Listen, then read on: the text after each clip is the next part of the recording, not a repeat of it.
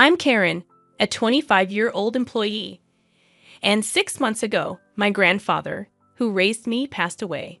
Today is the day when the lawyer will open my grandfather's will, prompting my visit to his house with my sister Susan. Susan, 4 years older than me, is my only family since our parents passed away in an accident 20 years ago. Raised by our grandparents, we faced the loss of our grandmother to illness a few years ago, and our grandfather's health had been declining ever since. Concerned for him, I chose to live in an apartment near his house, regularly checking on him. "You're a grown woman. It's unbecoming to keep coming back home," my grandfather would say cheerfully. But despite his words, I continued my visits. One day, arriving as usual, I discovered my grandfather in pain at the entrance. In a panic, I called an ambulance, but he passed away suddenly. "Hey, what are you daydreaming for? At least prepare some tea." My sister Susan's voice brought me back to reality. "Right, the lawyer will be here soon," I replied, heading to the kitchen. Glancing at Susan stretching out her legs on the mat and yawning, I could still smell her strong perfume from a distance. "She's the same as always," I murmured as I placed the kettle on the stove. My sister had always been self-centered, dyeing her hair in her teens and hanging out with delinquents. She demanded money without working, causing trouble that our grandparents had to apologize for, leaving me to deal with the fallout as the quiet one. Even as an adult with no stable job, she drifted around, working part-time. I knew she had been asking our grandfather for money in my absence, finding the situation troublesome. If it weren't for the inheritance, I thought, interrupted by Susan's formal greeting to the arriving lawyer. "Ah, you must be the lawyer. Thanks for coming today," she said in her high-pitched voice. Rushing to join them, I thanked the lawyer for his presence, recalling his kind eyes that mirrored my grandfather's. The lawyer's badge gleamed brightly on his chest as we began the process after offering incense in front of my grandfather's portrait. He took a sip of the tea, marking the beginning of a significant and uncertain chapter in our lives. I retrieved my grandfather's will, a document entrusted to him while he was still alive. Its contents revealed that my elder sister Susan was to inherit $20 million in cash, while I, the younger daughter, would inherit the house and the land it stood on. Upon hearing this, Susan burst into laughter, finding it amusing that she was to receive a substantial sum while I, the younger and supposedly plainer sister, would only inherit an old house. "It's just right for someone as plain as you," she remarked snidely. I retorted, pointing out that it wasn't just the house but also the land. She dismissed the value of the land in such a seemingly undesirable location, expressing a preference for cash. I couldn't deny feeling a bit shocked, acknowledging that perhaps my grandfather wanted me to protect his cherished house and land, where he spent his life with my grandmother. "Wow, a house and land. That's pretty awesome, isn't it, Brian?" my boyfriend exclaimed in surprise upon hearing my story. Shaking my head, I implied that it wasn't as great as it sounded, given that my sister inherited $20 million in cash. "More impressive, I'd say," I remarked, feeling a sense of emptiness as I verbalized it. Trying to be modest, I continued, even though I was trying to be modest. "Beautiful and having money, now she's the better," Brian remarked insensitively. Earning a side glance from me, realizing his mistake, he jokingly added, "Your comfort means more to me than money." Brian had been my boyfriend since I started working, and we met at a social event. Although he hadn't proposed yet, I had been considering marriage, and today was our first date in the wild. I ended up sharing details about my inheritance with Brian, thinking he might become my husband someday. Little did I know that I would come to regret this. A few days later, as I visited the family home I had inherited, I planned to clean and sort out my grandfather's belongings. The property was large, but the house was modest. Contemplating the idea of moving in and living here leisurely with a cat, I considered the absence of rent payments, despite potential maintenance costs for deterioration. I had been working hard and saving, so it shouldn't be a problem. Someday, maybe with Brian. Feeling embarrassed at the thought, I shook my head vigorously and rolled up my sleeves to begin cleaning. Just then, I received a call, and my sister's name appeared on my smartphone screen. "Sis, what's up?" "Hey, Karen, having fun all by yourself in that old house?" My sister slurred, clearly intoxicated. She always had a unique way of extending her words, but today it was particularly bad. "Since you're drinking, aren't you?" "It's still afternoon," I pointed out with a sigh, to which she exaggeratedly sighed back. "Oh, you're such a Miss Goody Two-Shoes." "I was thinking about moving here eventually," I answered my sister's question, hoping to end the conversation quickly. "Really? I'm enjoying a suite in a luxury hotel right now." My sister raised her voice, sounding somewhat exaggerated. "Guess who I'm with right now?" "I have no idea," I replied, finding the situation rather boring. "It's that kind of attitude that'll make Brian dislike you," my sister quipped. "What?" "I'm sorry, Karen." I was flabbergasted when Brian's voice suddenly took over the line. The sudden intervention of Brian threw me off balance, and dizzying question marks popped up in my head. I resented my imagination at this point. A disgusting scenario had been completed in my head. Surprised, "Huh?" My sister's mean-spirited voice chimed in. "Ever since you introduced him to me, I thought Brian was quite a catch." She went on to boast about how she had been attracted to Brian since I introduced him, how she knew where he worked because of me, and how she had approached him as soon as he left work. He came along readily when she asked, telling her that she was hundreds of times more attractive than me. I listened in stunned silence, unable to utter a word. "Karen, I'm really sorry," Brian's voice came again. "Tell me it's a mistake." I tried to speak, but the words wouldn't come. As a man, I had to take this opportunity. "I do feel bad about it, but come on, it's impossible to resist a beautiful woman who has $20 million, right?" The way he spoke, as if asking me to understand, drained my emotions away, and I felt a cold sensation, like my blood was being drained from me. "You know what? I don't need a man like you," I finally said, and I could hear my sister laughing uproariously in the background.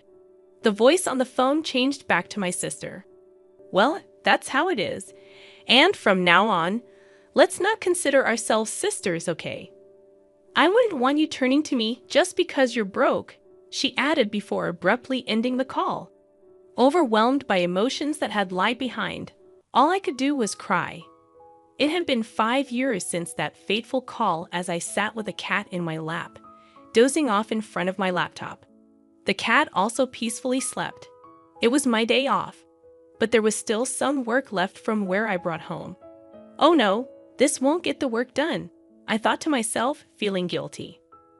But I had to gently move the cat off my lap. Just as I reached out to my laptop, my phone started to ring.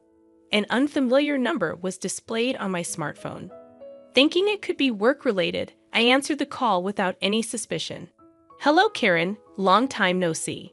I instantly knew who it was and froze. The distinctive way of speaking was unmistakably my sister's. "It's you, Karen, isn't it? I can tell just from your initial hello. After all, I'm your big sister."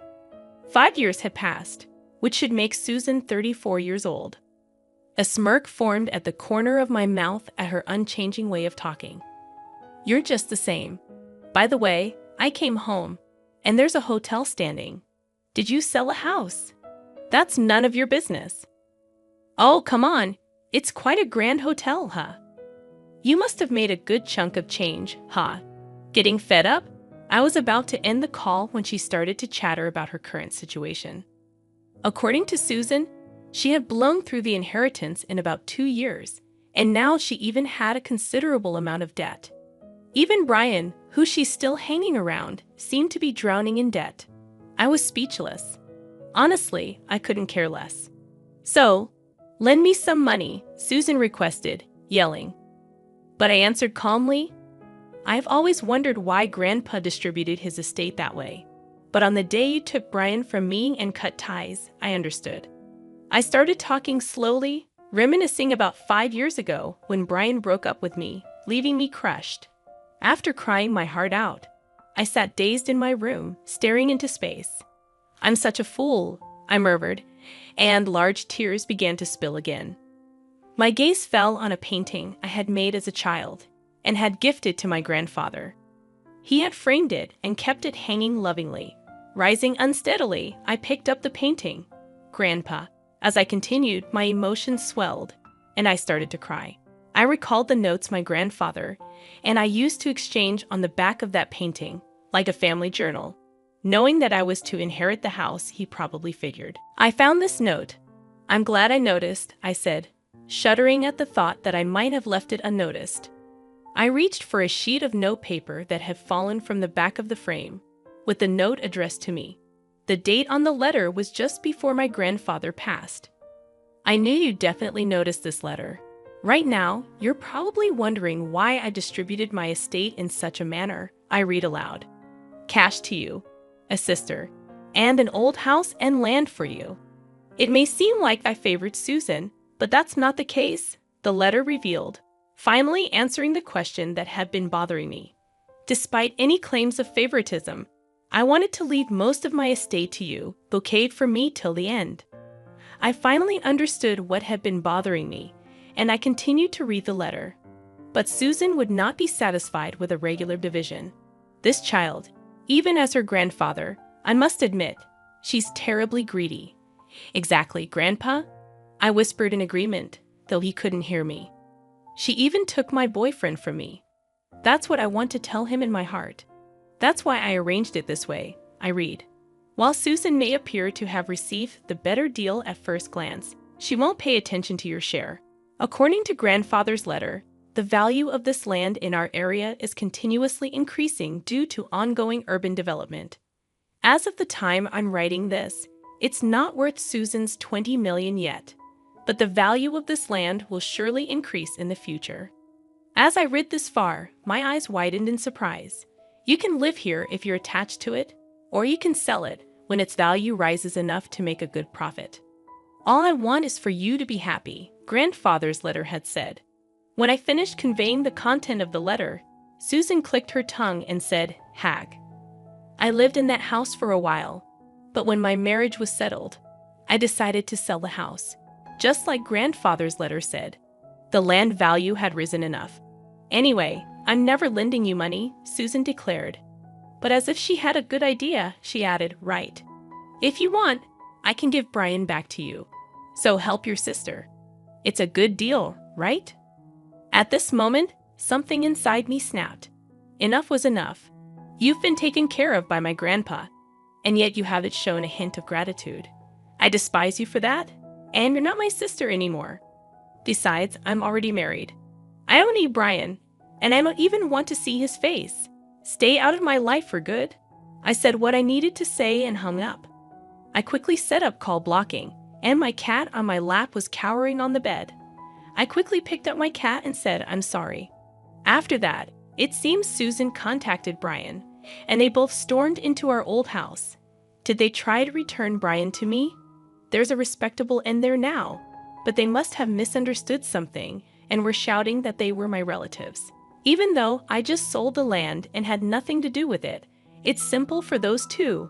I sold the land, and an inn was built equals I must be the owner of the inn. Of course, the staff reported to the police. The two of them were arrested because they had destroyed several items in the inn. Furthermore, it was discovered that they had been committing marriage fraud for money in the past. It seems they'll be sent to prison together.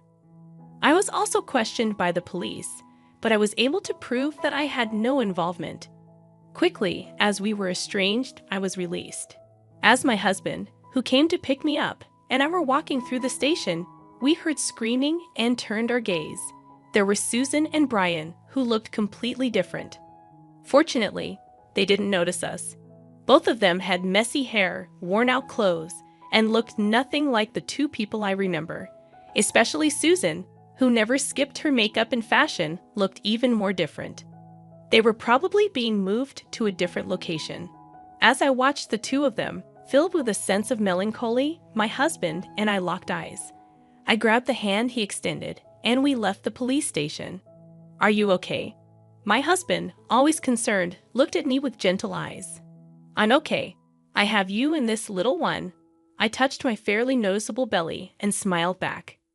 In my belly, a new member of our family is growing. Money is important, but there's something even more valuable. That's what I want to teach our child, with my husband by my side.